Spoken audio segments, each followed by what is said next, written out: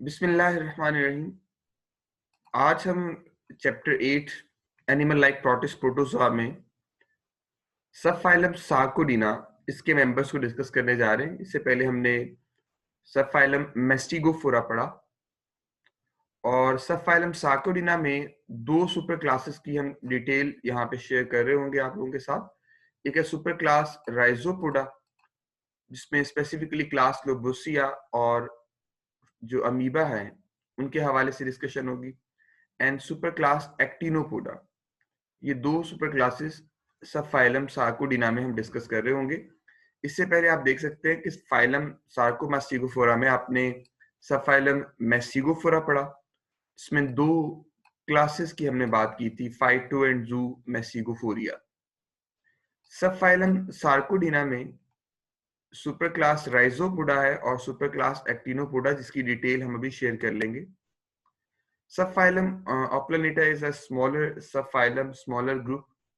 ये cylindrical covered with cilia जो है वो साइकोमेस्टिगोफोरिया के मेंबर्स हैं, तो इसको ज्यादा डिटेल से यहाँ पे शेयर नहीं किया गया। सो हम सबफाइलम सार्कोडिना को खत्म करने के बाद नेक्स्ट ये जो स्मॉलर फाइला हैं कुछ उनकी तरफ मूव करेंगे और उसमें फिर सीरियोफोरा और एपिकम्प्लेक्सा को हम सेपरेटली डिस्कस करेंगे, जबकि स्मॉलर फाइला जो रिमेनिंग है लेब्रिंथियोमॉर्फा, एसिटोस्पोरा, माइक्रोस्पोरा और मिक्सोजोआ, इसको हम अलग से डिस्कस कर लेंगे।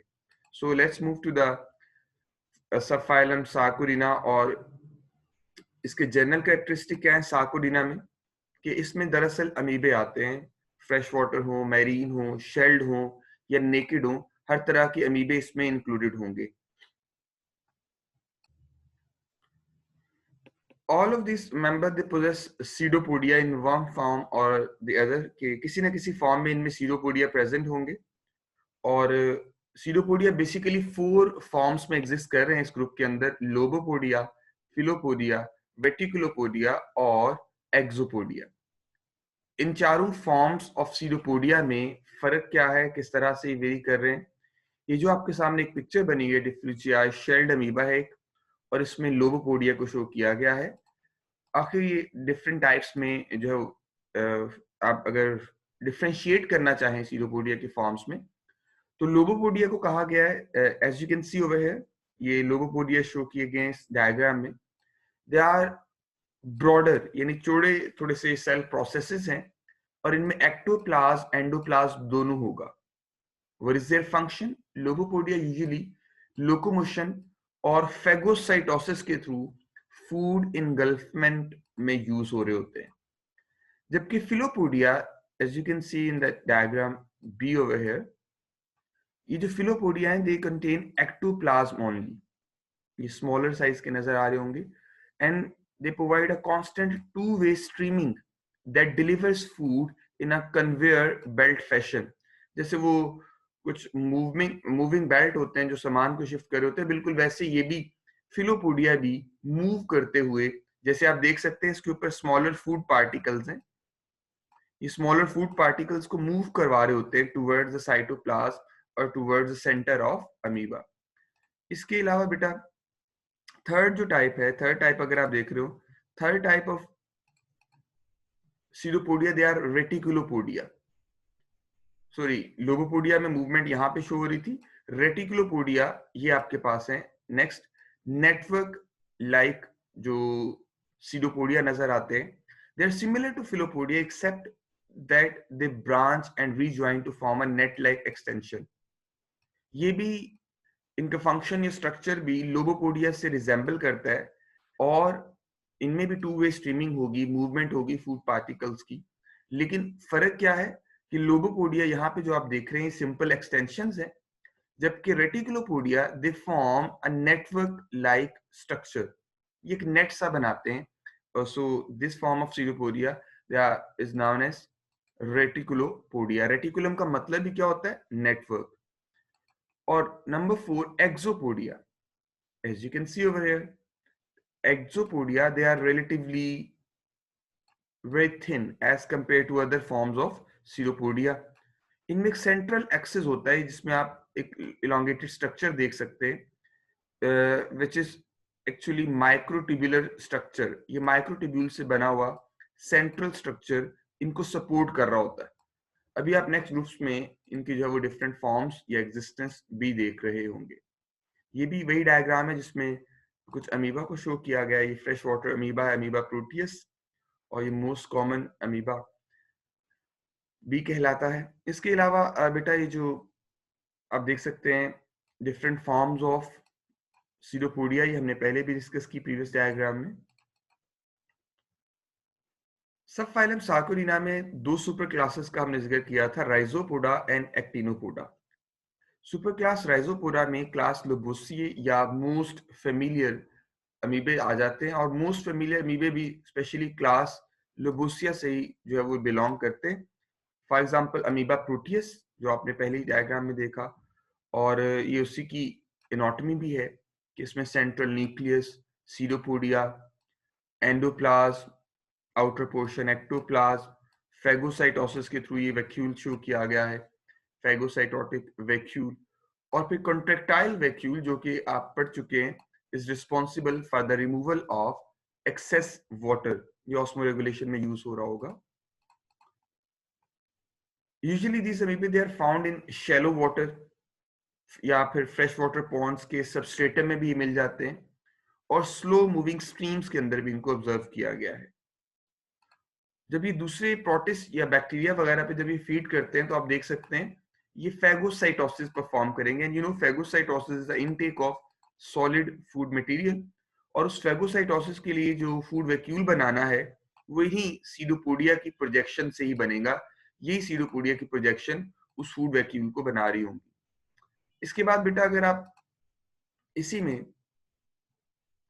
रिप्रोडक्शन की बात करें, they have shown no sexual reproduction has been observed.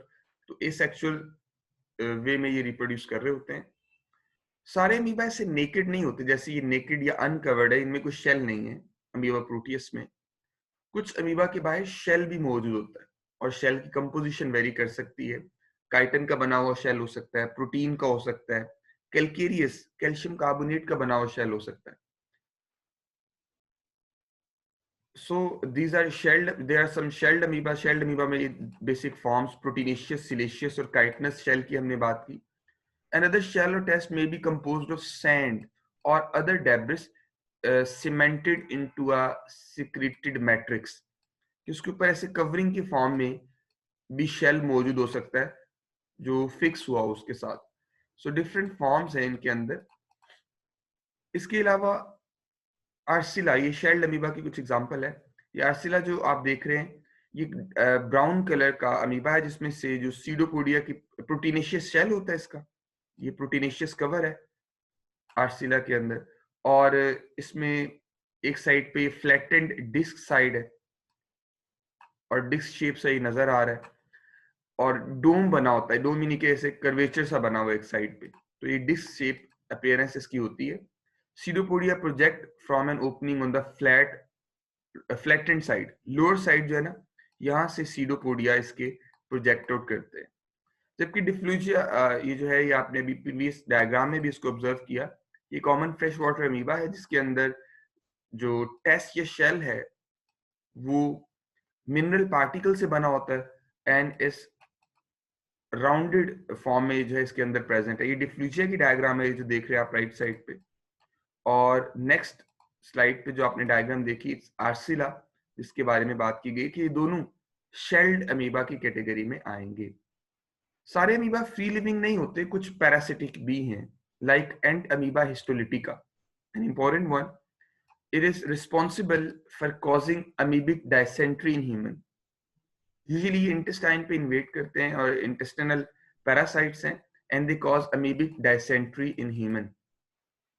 इसके अलावा सब फाइलम सार्कोरिना में अगर हम सब फाइलम एक्टिनोपोडा या फोरामेनिफेरास की बात करें तो इसमें फोरामेनिफेरास है, राइजो हेलियोजोन्स हैं, और हेलियोजोन्स के अलावा रेडियोलेरियंस है। ये तीन ग्रुप्स भी सब फाइलम सार्कोडिना का ही पार्ट है। Foraminiferas they are commonly known as forams, और ये ऐसे अमीबा है जो कि मेरीन वाटर में पाए जाते हैं। फोरामेनिफेरास इनके मूवमेंट के लिए या जो इनके सीडोपोडिया की जो फॉर्म है वो इनमें रेटिकुलोपोडिया है जो एग्जिस्ट करेगी, रेडियोलेरियंस में रेटिकुलोपोडिया। और यूजुअली इनके गिर्द जो शेल सिक्रीट होता है वो कैल्शियम कार्बोनेट का होता है। इनमें अक्सर जो फोरामेनिफेरास है, जब ये ग्रो कर रहे होते हैं तो ऐसे स्पाइरल फैशन में ये ग्रो कर रहे होते हैं, जैसे आप यहाँ पे देख सकते हैं। As this foraminiferous grows, it secretes a new, larger chamber that remains attached to the older chamber, making this protozoan look like a tiny snail, और इसको mermaids pennies भी कहा जाता है। तो mermaids की pennies जस्ट एक मिथ के तौर पे जो है उनको ये नाम दिया गया, mermaids pennies। हेलियोजोन्स नेक्स्ट ग्रुप जो है, they are aquatic amoeba and they may be planktonic or live attached by stalk or to some substrate. Planktonic का मतलब होगा कि free floating भी हो सकते हैं sometime water में, sometime ये naked होते हैं और sometime कोई टेस्ट या कोई shell इनके outside present हो सकता है। और इनमें जो thin projections निकल रही हैं ये आप देख रहे हैं, these thin projections are supported by a central axis of microtubule, जैसा कि आपने एक्सोपोडियम में पढ़ा। ये थिन प्रोजेक्शन सीडोपोडिया की फॉर्म्स हैं और इन सीडोपोडिया की फॉर्म्स को हम नाम देते हैं axopodia. Axopodia, they are supported by a microtubule central axis. फिर आते हैं radiolarians, they are planktonic, free floating है, मैरीन भी हो सकते हैं और फ्रेश वाटर भी। रिलेटिवली ये लार्जर साइज के होते हैं और कुछ तो ऐसे हैं जो कि समटाइम कॉलोनी की फॉर्म में प्रेजेंट होते हैं और सेवरल सेंटीमीटर तक उनका जो डायमीटर है वो हो सकता है। They may possess a test or shell जो कि यूजुअली सिलिकॉन का बना होता है, इसलिए इसे बोलते हैं सिलिशियस। और इनमें मूवेबल स्पाइन्स भी हो सकती हैं, कुछ प्रोजेक्शंस या स्पाइन्स जो इनकी मूवमेंट में हेल्प कर रही हूँ, in the form of an ornamented lattice, एक स्पेसिफिक ऑर्नामेंटल क्रिस्टल की फॉर्म में नजर आ सकते हैं। When they die, they test drift to the ocean floor, and they are responsible for the formation of you can say some deposits, and some of the oldest known fossils of eukaryotes, they belong to this group. Radiolarians ही हैं जो oldest known fossils हैं। It's an important line over here. That was all about phylum, subphylum Sarcodina, जिसमें हमने super class Rhizopoda और super class एक्टिनोपोड के हवाले से पढ़ा। तो अगर कोई क्वेश्चन है यहाँ तक तो प्लीज आप लोग पूछ लीजिए, फिर हम नेक्स्ट मूव करते हैं।